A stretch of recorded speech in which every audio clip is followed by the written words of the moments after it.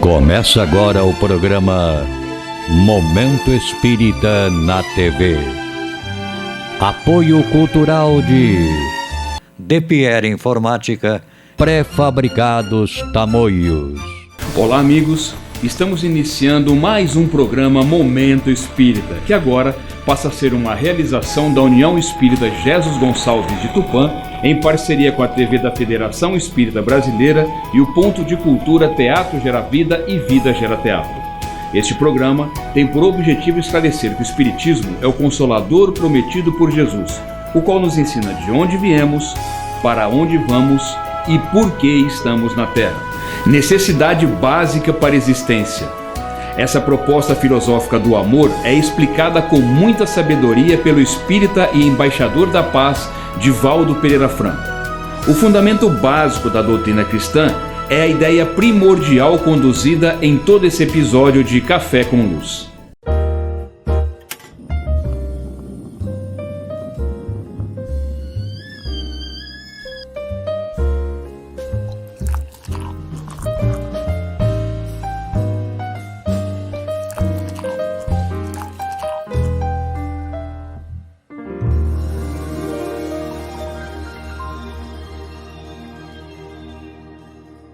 Queridos amigos, é um prazer estarmos aqui novamente para mais um Café com Luz. Esse espaço em que nós vamos tratar da nossa essencialidade, das nossas questões, nossos valores espirituais. E para esse café, desta oportunidade, nós temos um convidado muito querido ao nosso coração, muito estimado, que vem trazer o seu contributo, o seu carinho. Nós estamos aqui com o nosso querido amigo Divaldo Franco. Obrigado, Divaldo. Sou eu quem agradece. Pois é. Nós não vamos fazer um relato bibliográfico, mas só para quem nos assiste, quem ainda não conhece muito, Divaldo é médium, orador, palestrante, trabalhador da seara espírita, divulgador, e também com um trabalho bonito com a Mansão do Caminho, há mais de 6 décadas. Pode falar assim, Divaldo? Pois é. E hoje vai estar conosco para a gente poder falar de um assunto, Divaldo, que a gente escolheu, fazendo referência ao Evangelho de João, nosso evangelista João, o discípulo amado, em que em determinado momento da última ceia, ele relata aquele momento carinhoso do Cristo com os seus apóstolos, em que faz aquelas recomendações carinhosas e diz, se me permite, Divaldo, para que você nos esclareça, lá no capítulo 13, no versículo 34, ele fala: um novo mandamento vos dou, que vos ameis uns aos outros, assim como eu vos amei, que também vos ameis uns aos outros. Nisto todos conhecerão que sois meus discípulos, se tiverdes amor uns com os outros. Divaldo, isso é só bonito? Ou será que nós perdemos essa noção de que esse amor não é qualquer amor? Nós estamos banalizando essa palavra, Divaldo? Em realidade, este é o fundamento básico da doutrina cristã. Do ponto de vista antropossócio-psicológico, Jesus é o vulto mais expressivo da humanidade. Na questão 625 do Livro dos Espíritos, quando Allan Kardec se preocupa em inquirir aos benfeitores da humanidade a respeito do modelo e guia para nós, eles dão a mais sintética resposta da filosofia: Jesus. Kardec faz uma breve análise, porque são dispensáveis quaisquer comentários. A mim me impressiona profundamente a grandeza desse homem que dividiu a história da humanidade. Ernesto Renan, agnóstico, fazendo uma análise sociológica e psicológica de Jesus, asseverou que ele foi tão grande que dividiu a história. Todos os vultos da humanidade nasceram no contexto histórico. Jesus divide a maneira de encarar-se a história da humanidade antes e depois dele. Mas em que sentido Ernesto Renan estabeleceu esse paradigma tão profundo? Por causa da proposta filosófica do amor. Jesus é a primeira personagem humana a fazer uma abordagem do amor fora das necessidades fisiológicas, psicológicas, como a necessidade básica para a existência, porque o universo é uma obra de amor. E tudo aquilo quanto nós contemplamos dentro da ordem, da harmonia, nós encontramos como epicentro a força grandiosa do amor. Recentemente foi publicada uma carta de Albert Einstein, dirigida à sua filha. Quando ele desencarnou, deixou para ela toda a correspondência. E ela, por sua vez, encaminhou a Israel, que montou um museu da correspondência de Einstein. Porém, com uma condição. Depois que se passassem 25 anos da sua desencarnação, pudessem publicar alguma daquelas reflexões. E nessa carta, que está na internet em espanhol, ela apresenta a bela página deste homem que também dividiu a física em quântica e newtoniana. Ele, depois de comentários, eu vou dizer nas minhas palavras, ele faz um paradigma dizendo que, ao apresentar a teoria da relatividade do tempo e do espaço, ele experimentou grandes dificuldades entre os seus pares.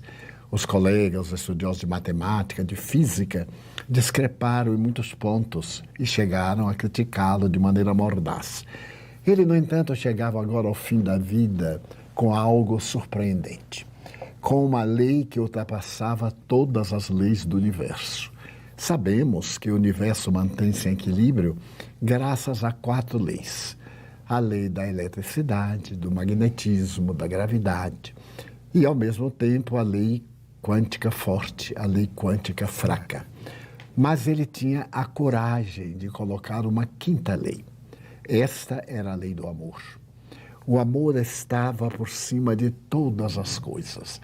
Era o ápice, era o zênite, era o nadir de tudo quanto se podia pensar. E Jesus é a responsabilidade máxima por esse conceito. Porque ele veio numa época de barbárie semelhante à nossa. Semelhante no sentido da agressividade, dos despautérios, das crises. Vivia-se a crise da dominação do Império Romano, as dominações arbitrárias, os títeres, a massa, a ralé, e especialmente Israel, que pertencia à Síria, desde que Pompeu, o primeiro triunvirato, anexou-a para ser governada pela Síria, padecia de uma injunção muito dolorosa com Herodes o Grande e o legado que fez aos seus 4 filhos. Então era um momento crítico, os campos vazios como hoje. Todos corriam para as grandes metrópoles, a massa esfaimada. Jerusalém tinha uma população de pessoas sem teto e abandonadas, que na lei das proporções é maior do que hoje. E então aparece essa figura incomum para dizer que há uma solução. E esta solução é o amor. Se nós lograrmos este amor que ultrapassa os interesses, que vai além das circunstâncias e que é ao mesmo tempo um símbolo ou símile da fraternidade, nós teremos alcançado a solução para todos os problemas. Quando nós examinamos a história de Israel, Moisés é o vulto que mais se destaca. No entanto, ele se refere ao amor apenas 2 vezes, o amor a Deus e o amor aos pais. A lição de Jesus é um poema de amor. Confúcio dedica-se a cuidar da sociedade. Krishna, às reencarnações. Buda, a fazer uma análise da compaixão. E assim, se olharmos os grandes vultos históricos e filosóficos, os místicos e aqueles que se dedicaram a conduzir as massas, vemos determinados limites que foram ultrapassados pelo amor. Mas quando falamos no amor, mesmo nesse amor derivado do sentimento de coparticipação, cocriação com Deus, ainda não temos uma ideia exata do que seja o seu significado. Hoje, fazendo-se uma análise psicológica, o amor não tem mais aquela tônica mística, religiosa do passado. Ultrapassou, é psicoterapêutico. A ponto de uma grande ala das terapias modernas dizer que quem ama não adoece. Quem ama tem doença, mas não é doente.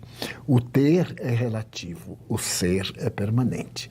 O indivíduo pode estar muito bem de saúde e, no entanto, ter um câncer que ainda não atingiu os nervos sensitivos, o cérebro não se deu conta, até que quando isso ocorre ele já era um doente.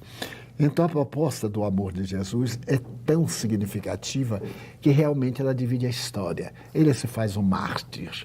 A humanidade sempre teve mártires, mas não da pujança daquele homem que no clímax da amargura perdoa.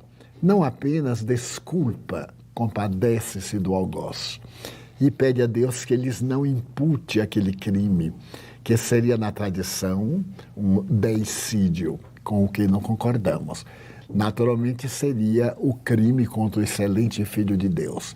Mas ele se compadece e vai buscar Judas, depois da sua ressurreição, nas regiões de dor e sombra, para dar-lhe oportunidade. Porque o amor não castiga, não perdoa. O amor ama. É assim que entendemos Deus. Deus não se dá conta das nossas pequenas misérias e imperfeições, não é um anotador das nossas falhas, nem dos nossos pequenos atos que damos um caráter de nobreza. É apenas a lei sublime e soberana. Toda vez que nós infringimos essa lei, nós contraímos um débito para com a lei e nos reabilitamos. Então, isso é o amor de Deus. Ele não enxerga o pecador como a teologia equivocada que nós participamos. Ele enxerga o filho amado em processo de correção, né?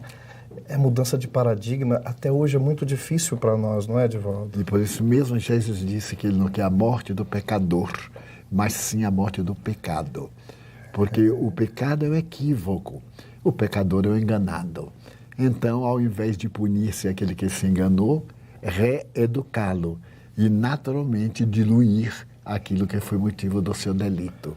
É tão emblemático que o nosso querido Kardec inaugura, né, eu acho que a contracapa do Céu e Inferno, essa frase de Ezequiel, que Deus não quer a morte do ímpio, mas sim que ele se renove. Então, Divaldo, assim, dentro dessa análise que você nos presenteou de momento, é interessante ver que este Cristo tinha uma força descomunal, porque ele nos disse que também seríamos capazes de fazer, mas não foi porque ele só falou amorosamente. A vivência dele foi extraordinária. Às vezes a gente fala que tem pouco tempo. Em 3 anos, Divaldo, de apostolado, não é verdade? Essa consideração e essa vivência com os discípulos. Nós temos aí uns 2 minutinhos, mas fale só um pouquinho disso antes da gente chamar o nosso intervalo, de como ele trouxe isso para a intimidade. Simplesmente, o amor é como um aroma. Ele esparge, haja brisa ou não. Onde há um fulcro de amor e de afabilidade, há naturalmente uma expansão à sua volta, uma aura. E é exatamente essa aura que faz de Jesus o ser superior. Porque todos falavam como ele falava, mas ninguém falava da forma que ele falava. Eles repetiam palavras, Jesus vivia-as, exteriorizando o sentimento de amor. Eu vou me permitir contar uma pequena situaçãozinha, acho que a gente vai dar. Tem uma música de Padre Zezinho, não sei se você conhece, eu acho que ela é bastante conhecida, que eu não vou cantar para a gente não pagar, como diz os jovens, um mico aqui.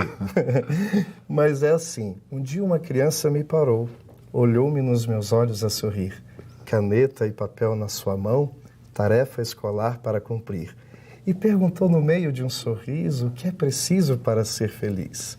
Amar como Jesus amou, sonhar como Jesus sonhou, pensar como Jesus pensou, viver como Jesus viveu, sentir o que Jesus sentia, sorrir como Jesus sorria, e ao chegar ao fim do dia, eu sei que eu dormiria muito mais feliz. Antes da gente chamar o segundo intervalo, eu queria que você guardasse, sem atrapalhar esse espontâneo, mas para a gente fazer uma avaliação psicológica de como realmente esse amor pode nos proporcionar essa paz que tanto nós falamos, entre aspas, corremos, às vezes estamos na contramão. Mas a gente vai fazer esse intervalinho, pedir para o nosso convidado que está aqui virtualmente conosco, para a gente tomar um pouquinho do café e a gente volta para o segundo e último bloco dessa entrevista deliciosa com o nosso querido Divaldo. Até daqui a pouquinho.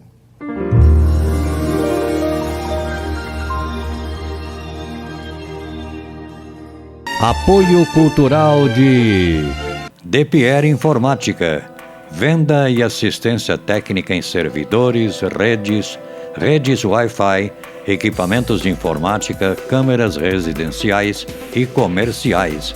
Atendimento personalizado com orçamento por hora ou mensal. Também trabalhamos com cartuchos e toners originais, compatíveis e recargas. DePierre Informática, dedicação e qualidade para você.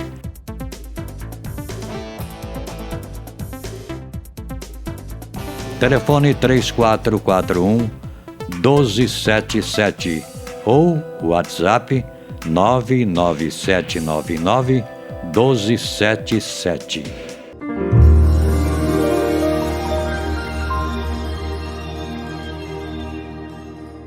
Meus queridos amigos, nós estamos de volta desse nosso Café com Luz com o nosso querido Divaldo.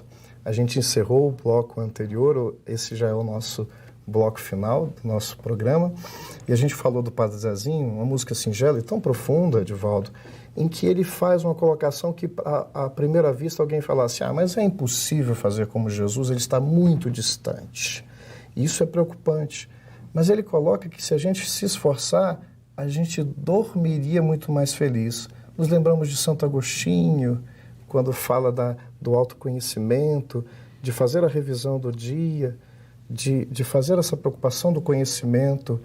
Pega por aí, Divaldo, o que você acha dessa proposta? Eu acho que é possível. Da paz. Porque Jesus disse, se quiserdes, fareis tudo o que eu faço e muito mais. Esse querer é ter a fé.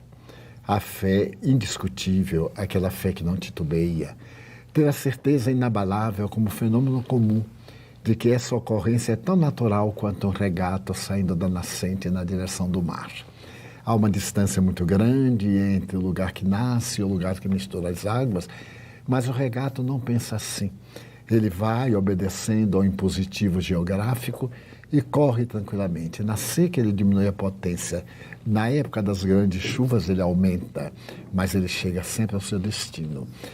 Esse caso narrado por Santo Agostinho, de fazer a sua revisão no horário final, antes de deitar-se, a proposta do Padre Zezinho e todas as considerações filosóficas a respeito do amor sempre me impressionam muito, porque é um sentimento inato. Nós vemos isto nos animais como um instinto de preservação da vida. Quando a loba lambe o recém-nascido, portanto um felino, é a futura mãe beijando o filho e colocando sobre o peito para que ele receba as altas doses de um específico hormônio que representa o amor. Eu me recordo de que foi publicado nos Estados Unidos e traduzido algo recentemente para o Brasil, uma obra singular a respeito do perdão. Nessa obra extraordinária sobre o perdão, há narrativas notáveis de um autor protestante, o Dr. Zant.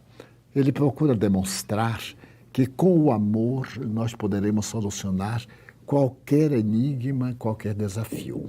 E narra vários episódios do cotidiano dos nossos dias tumultuados, fazendo uma referência que é quase desconhecida, porque durante a Primeira Grande Guerra, 1914-1918, houve uma guerra não menos cruel, que foi a guerra entre os turcos e os seus inimigos, ou ditos inimigos.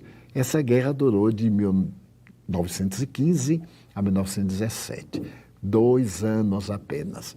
E nesses 2 anos, os turcos assassinaram 1.500.000 pessoas. Pouco se fala nisso. Pouco se fala, porque a Grande Guerra absorveu tudo isso. E entre as experiências dolorosas, ele narra um fato que sempre me impressiona e tenho abordado em algumas palestras, fazendo uma pergunta aos ouvintes, às pessoas que participam. Um determinado chefe de grupo, ao invadir o país que era sua vítima, ali na fronteira, adentrou-se por uma cidade do interior. E chegando à cidade do interior, ele começou a matança indiscriminada. Adentra-se numa casa onde se realizava o café da manhã e saca do revólver e mata o chefe do lar, que estava à cabeceira da cama. Ato contínuo, ele mata também a senhora, diante de duas filhas, aproximadamente de 12 e 15 anos. Era um indivíduo atarracado, com o boné descendo a testa, o semblante com um olhar de lince e de ferocidade, um tipo insignificante que se atribuía grande poder. E neste momento ele se volta para as duas jovens que ficaram aturdidas ante essa situação lamentável, nem sabiam da guerra. Ele toma das duas e a mais jovem ele atira a soldadesca, que a despedaça, estupra, violenta, realiza todos os males imagináveis diante da irmã que está estupefacta e elege essa irmã para sua parceira. Ele era um psicopata sexual, leva para um bordel onde estavam outras jovens e ali a explora ao máximo. Ela era agora somente um cadáver que respirava, mas por uma outra circunstância ela consegue fugir daquele local que era um verdadeiro presídio. Foge e desaparece na multidão. Passam-se os anos, a guerra termina, o mundo está estarrecido com a Grande Guerra e quase não se fala nessa de menor, mas não menos terrível agressividade. E ela viaja para Istambul. Na capital da Turquia, ela consegue estudar e torna-se enfermeira. O seu amor ao próximo é tão grande que a destaca no meio das demais enfermeiras. Ela foi trabalhar numa clínica de pessoas que padeciam queimaduras, com problemas ortopédicos, degenerativos, e se destaca cada vez mais pela generosidade. Certo dia é trazido a essa clínica um homem portador de uma dermatose generalizada, mas não identificada. Estava às portas da agonia, os tecidos apodrecidos, um odor insuportável. Todos os médicos perceberam que ele teria algumas horas de vida. Levam-no para uma ala hospitalar, que seria um isolamento, mas todos recusam-se em atendê-lo, por causa do odor da carne humana insuportável. E como ele ia morrer mesmo, era uma questão de horas, deixam-no a sós, mas o chefe da clínica começa a pensar que a medicina tem pelo menos a condição de dar um pouco de dignidade à morte, tornar a vida menos trágica no momento final. E lembra-se da jovem enfermeira. Era uma moça de aproximadamente 27 anos, 28, dedicada, silenciosa, discreta, e pergunta se ela seria capaz de tomar conta daquele indivíduo que ela não conhecia. Ela diz que sim, para isso se tornar enfermeira. E ela teria a força moral de o tratar como se fosse seu pai. E ela diz sim, o paciente, cada vez que está no estado trágico de decomposição, torna-se um filho da nossa alma e vai cuidar do homem. Lá chegando, ela vê que a carne apodrecida precisava ser removida. E com delicadeza ela vai cortando os tecidos podres, colocando as substâncias da época, 1925 mais ou menos, as ataduras, e por fim o homem não morre naquela tarde, nem no dia seguinte, nem na semana imediata, nem no próximo mês. Por fim, 6 meses após, quase desfigurado, ele recebe alta. Recebe alta e é um júbilo, o milagre da dedicação dela, que ele tirava toda a carne apodrecida até chegar aos vasos para ter uma nova irrigação na pele, criar uma outra epiderme, etc. E então, naquele momento, quando o paciente, que era uma alta personalidade, vai despedir-se do gerente da clínica, diz: eu vou recomendar ao governo essa clínica como o exemplo máximo de abnegação para com os infelizes. E o gerente diz: mas não deve isto à clínica. Você deve àquela jovem. Ela se sacrificou dias e noites. Muitas noites não dormiu velando, quando a febre levava ao delírio, amarrando para evitar qualquer crime, o suicídio, a loucura. Ela é quem lhe salvou a vida. Agradeça-lhe. Ele vai e agradece à jovem. Acercando-se, ele percebe aquele olhar que o impressionava, porque ela quase nunca falava, era silenciosa, discreta, cumpria com o seu dever e devia ter um mistério, porque ela raramente falava o turco, era uma que outra palavra. E ele então agradece e pede-lhe o nome, desejo indicá-la para uma promoção, porque afinal eu sou membro do governo e poderei auxiliá-la. Ela diz que não, que ela simplesmente cumpriu com o dever. E quando responde, ele diz, mas você não fala o turco, como nós, os turcos, você é turca? Ela diz, não, excelência, eu não sou turca. Eu pertenço ao país X. Ele disse, sim, nós estivemos em guerra por volta de 1915, 16, e eu estive no seu país, eu visitei o seu país. Ela disse, lembro-me, sim, senhor. O senhor não apenas visitou meu país, mas a minha cidade. O senhor esteve na cidade X e nós nos encontrávamos na hora da refeição. Sua excelência entrou, revólver em punho, e de imediato matou meu pai. E a seguir matou minha mãe, sem dizer uma palavra. E pegando da minha irmã, que era uma menina, atirou-a à tropa. E os animais selvagens devoraram-na, porque mataram-na nos seus instintos vis. E eu fiquei hebetada. Sua excelência me levou para o seu bordel. Exigiu de mim aquilo que não se exige dos cães. Submeteu-me a outras jovens ao estágio mais baixo da dignidade humana. E eu o odiei. Odiei com todas as minhas forças e pedi sempre a Alá que me desse a oportunidade de o encontrar para matá-lo. Eu vivia em função desse ideal, porque o Senhor destruiu toda a minha família, todos os meus amigos, mas nesse ínterim me tornei cristã. E o Nazareno entrou na minha alma e me falou que eu deveria encontrá-lo de alguma forma. Não sabia como eu poderia encontrá-lo, que acesso eu teria a uma autoridade governamental. Embora eu tivesse vindo para Istambul, tendo feito cursos, tendo recebido o diploma de enfermagem, nunca esperei de que um dia o senhor seria meu paciente. E então, quando eu o vi, ele disse, você me conheceu? Ó, excelência. É claro que eu o conheci. Nós, as vítimas, nunca esquecemos algozes, embora os algozes nunca se lembrem das vítimas. Eu reconheci sua excelência imediatamente. E porque não me matou? Eu pensei isto. Era o meu momento de torná-lo mais inditoso e de perguntar-lhe pela minha, pela nossa, pela família dos armênios. Aquela família que o senhor destruiu, mais de 1.500.000 vidas, somente porque nós pertencemos a um outro clã, a uma outra raça. Qual é a diferença entre mim e sua excelência, senão do idioma e dos hábitos? Eu então olhei e lembrei-me daquele Galileu colocado na cruz, que no momento máximo disse, perdoa-os, meu pai, pois que eles não sabem o que fazem. Aquele homem feroz estava diante das minhas mãos. Ele não sabia o que tinha feito. Ele ignorava a sua fragilidade, o barro que somos. Então eu não o perdoei, eu o amei. Porque o perdoar seria ter um ressentimento. Eu já não tinha o ressentimento, porque eu compreendi que somente nos acontece o que é de melhor para nossas vidas. Então eu o cuidei como se fora meu pai.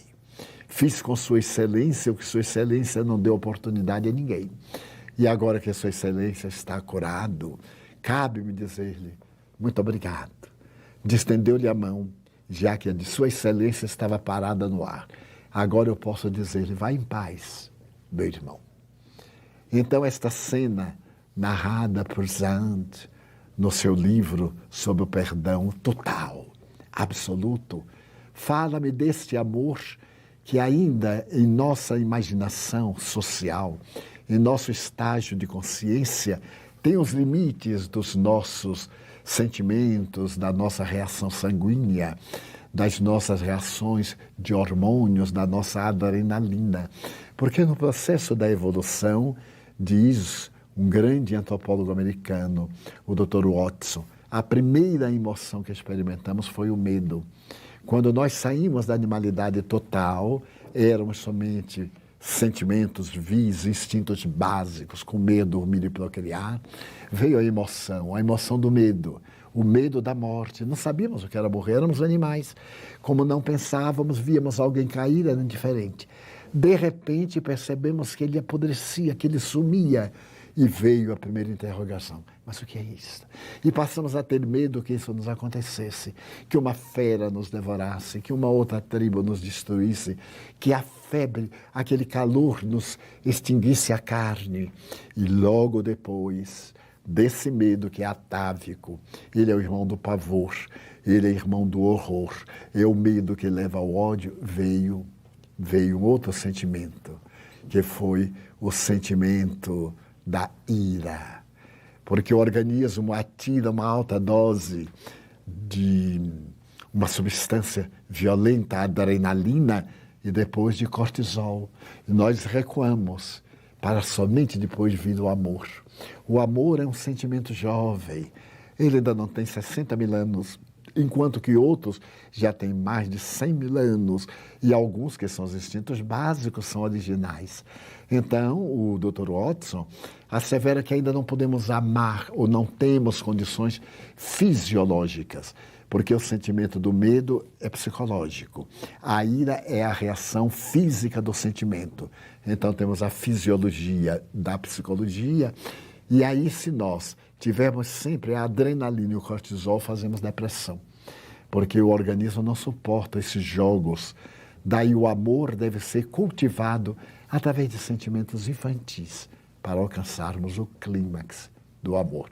Por isso Jesus ordenou, como traduz Haroldo, que nos amássemos.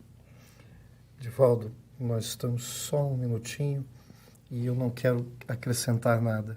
Apenas, já que você colocou assim, que a gente apenas compartilhasse com os nossos queridos amigos em João, no capítulo 15, o reforço do nosso amado apóstolo. E ele fala, fazendo as palavras do Cristo, essas coisas ordeno a vós, que vos ameis uns aos outros. Se nós quisermos ser mais felizes, acho interessante a gente seguir o conselho do mestre. Ordenado. Né? Ordenado. É a primeira vez em que ele fala, ele sempre agia no imperativo, fazei, ide, buscai. Mas aí, além de colocar na voz imperativa, é uma ordem. É uma ordem. A gente gostaria de continuar com o Divaldo, muitos e muitos outros momentos, com café, com água, com suco, não importa. Mas a gente agradece de coração a você, Divaldo. Muito obrigado. Sou eu que agradeço aos nossos caros telespectadores. Um beijo no coração de todos e até o próximo café.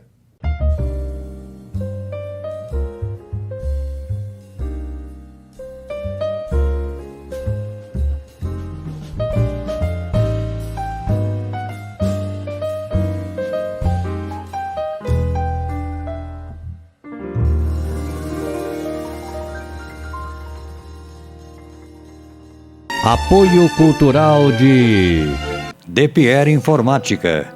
Venda e assistência técnica em servidores, redes Wi-Fi, equipamentos de informática, câmeras residenciais e comerciais. Atendimento personalizado com orçamento por hora ou mensal. Também trabalhamos com cartuchos e toners originais, compatíveis e recargas. Depierre Informática, dedicação e qualidade para você.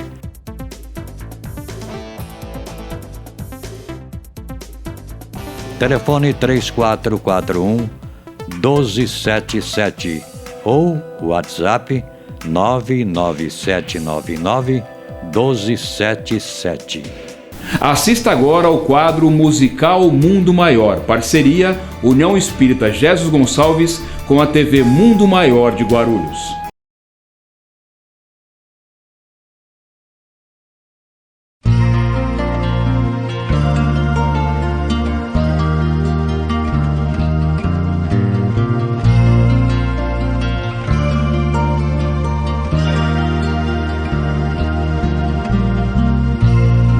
Raios do sol viajando azul, aquecer, dourar as folhas, corpos, luzes, indo espaço azul, levando ao azul suas frases. cruzes.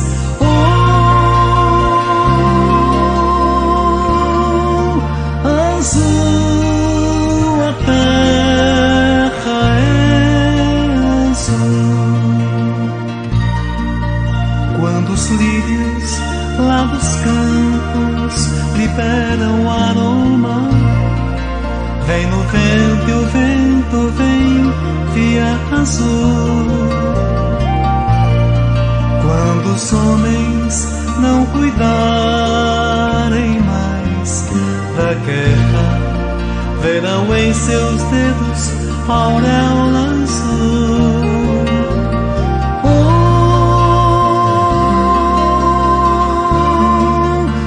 Azul, a terra é azul.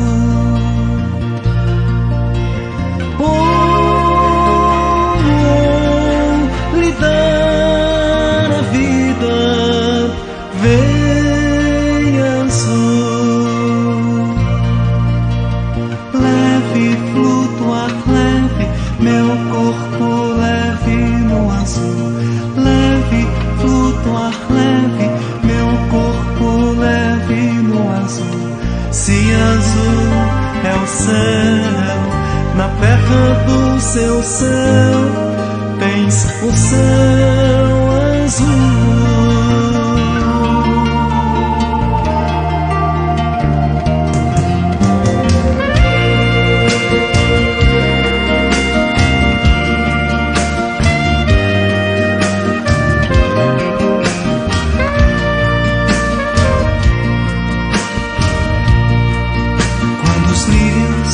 Lá dos campos liberam a alma, vem no vento e o vento vem via azul. Quando os homens não cuidarem mais da guerra, verão em seus dedos a auréola azul.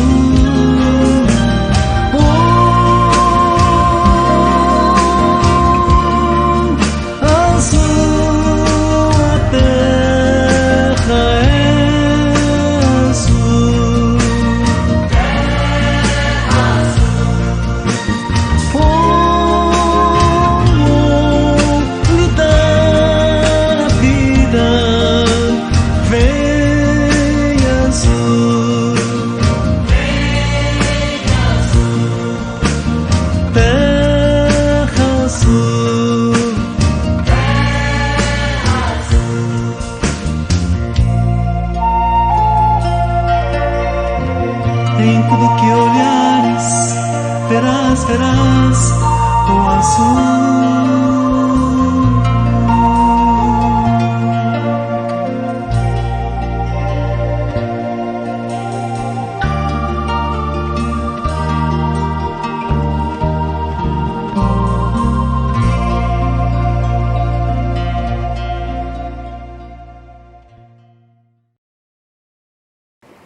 Os amigos espirituais têm nos dito que nós cantamos o azul pelo fato de que a terra, uma simbologia do verde, onde a natureza vasta, rica, não há mais lugar onde o homem não tenha conquistado. Mas o azul não. O azul como simbologia do infinito, do grande universo, é uma grande escalada do espírito e todos nós estamos em direção a esse azul. Portanto, a música Terra Azul é um estímulo a todos nós, espíritos imortais, adquirirmos essas regiões mais belas, mais suaves, divinas, nos tornando divinos para habitarmos essas regiões azuis, no sentido de elevação. Por isso nós cantamos o azul e a Terra Azul, música, quer dizer exatamente isso. Terra é azul, quando os lírios... E chegamos ao final de mais um programa Momento Espírita. Somos gratos pela sua companhia. Este programa é uma realização da União Espírita Jesus Gonçalves de Tupã, em parceria com a TV da Federação Espírita Brasileira e o Ponto de Cultura Teatro Gera Vida e Vida Gera Teatro. Que Deus o abençoe e o proteja, como também a toda a sua família. Espero você no próximo programa Momento Espírita. Até lá!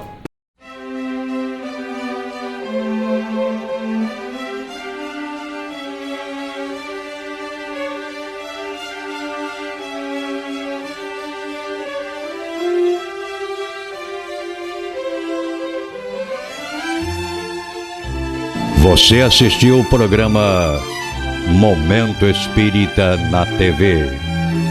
Apoio cultural de DPR Informática. Venda e assistência técnica em servidores, redes Wi-Fi, equipamentos de informática, câmeras residenciais e comerciais. Atendimento personalizado com orçamento por hora ou mensal. Também trabalhamos com cartuchos e toners originais, compatíveis e recargas. DPR Informática, dedicação e qualidade para você.